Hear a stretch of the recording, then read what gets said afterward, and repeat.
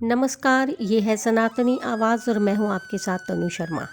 दोस्तों, शनि के निमित्त किया गया प्रायश्चित एवं दान पुण्य कर्म कठिन समय में व्यक्ति की रक्षा करता है। शनि को हमारे कर्म का और न्याय का देवता माना जाता है। हमारे अच्छे या बुरे कर्मों के पीछे शनि का हाथ होता है। शनि देव का रंग श्याम वर्ण है। हमारे अच्छे या बुरे कर्मों पर शनि का नियंत्रण होने से शनि की महत्वता बढ़ जाती है। शनि यदि कुंडली में उत्तम अवस्था में है तो इंसान को बहुत कम समय में बड़ी सफलता दिलाता है। इसलिए शनि को हर संभव प्रयास करके प्रसन्न करना चाहिए। राजा विक्रमादित्य और शनि देव का प्रसंग इसी बात का एक उदाहरण है। आइए जानते हैं कि शनि के प्रकोप के कारण राजा विक्रमादित्य के साथ क्या हुआ। एक समय की बात है कि एक बार सूर्य, चंद्र, मंगल, बुध, बृहस्पति, शुक्र, शनि इन 7 ग्रह तथा राहु केतु 2 छाया ग्रहों का आपस में विवाद छिड़ गया कि हम में से सबसे प्रभावशाली एवं बड़ा कौन है।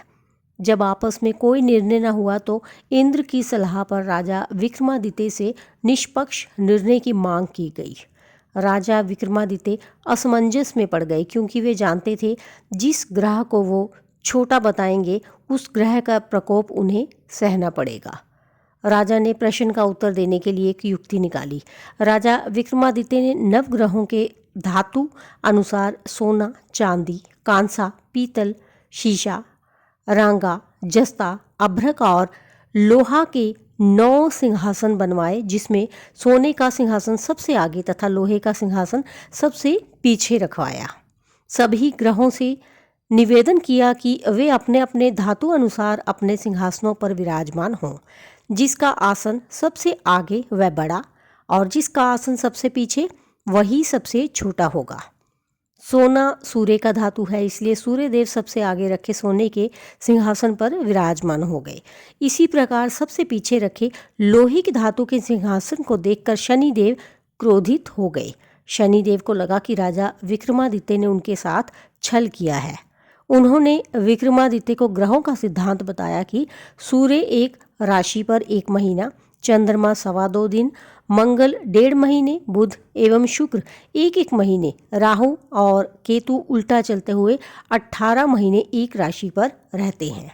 परंतु शनि एक राशि पर 2.5 साल और 7.5 के दौरान एक राशि को 7.5 वर्ष प्रभावित करते हैं। कुछ समय बाद जब राजा विक्रमादित्य पर 7.5 आई तो एक दिन शनि महाराज घोड़े के व्यापारी बनकर विक्रमादित्य के पास आए। राजा विक्रमादित्य ने एक घोड़ा पसंद किया और उस पर सवार हो गए। यहीं पर विक्रमादित्य शनि के फेर में फंस गए। घोड़ा राजा विक्रमादित्य को घने जंगल में छोड़कर गायब हो गया। जंगल में राजा को डाकुओं ने लूटकर उसे काफ़ी यातनाएं दी। किसी तरह राजा अपनी जान बचाकर दूसरे राज्य में फतेहाल जा पहुँचे। वहाँ उन्होंने एक सेठ से बिना अपना परिचय दिए भोजन मांगा। भोजन करते समय राजा विक्रमादित्य ने एक बड़ी आश्चर्य की बात देखी कि एक खूंटी पर सोने का हार लटक रहा था जो धीरे धीरे खूंटी के अंदर समा गया। राजा ने सेठ को ये बात बताई पर सेठ ने ये बात नहीं मानी कि खूंटी हार खा गई। चोरी के इल्ज़ाम में सेठ ने विक्रमादित्य को बंदी बनाकर अपने नगर के राजा के पास पेश किया, जहां दंड स्वरूप उसके दोनों हाथ पैर काट दिए गए और उसे मरने के लिए भूखा प्यासा जंगल में फेंक दिया गया। ये सब घटनाक्रम देखकर विक्रमादित्य समझ गए कि ये शनि का ही प्रकोप है। उधर से एक व्यक्ति अपना कोल्हू का बैल लेकर जा रहा था। उसने हाथ पैर कटे विक्रमादित्य पर दया करके उसे कोल्हू के बैल पर बिठा दिया और बैल की लगाम उसके मुंह में फंसा दी, जिससे विक्रमादित्य अपने दांतों के बल से दिन भर बैल को चलाता था, जिसके बदले उन्हें रात को रोटी मिलती थी। विक्रमादित्य मन ही मन रोज शनिदेव से क्षमा याचना मांगते थे। शनि की 7.5 का प्रकोप समाप्त होने पर शनिदेव ने राजा विक्रमादित्य को स्वप्न में दर्शन दिए और कहा कि तुमने मुझे छोटा कहने का दुष्परिणाम देख लिया है। तब राजा विक्रमादित्य ने भविष्य में किसी का अपमान न करने का वचन दिया और शनिदेव से वरदान मांगा कि उनके जैसा दुख किसी को न दें। शनिदेव ने राजा विक्रमादित्य के हाथ और पैर वापस कर दिए।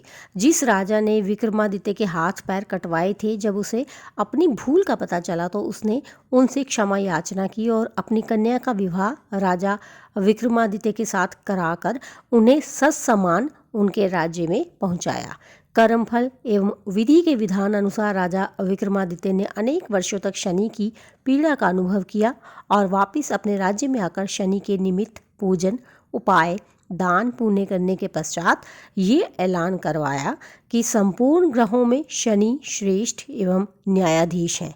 जाने अनजाने में किए गए पाप कर्मों का प्रायश्चित करने पर शनिदेव क्षमा करके व्यक्ति का खोया हुआ मान सम्मान, धन वैभव सूद समेत वापस कर देते हैं।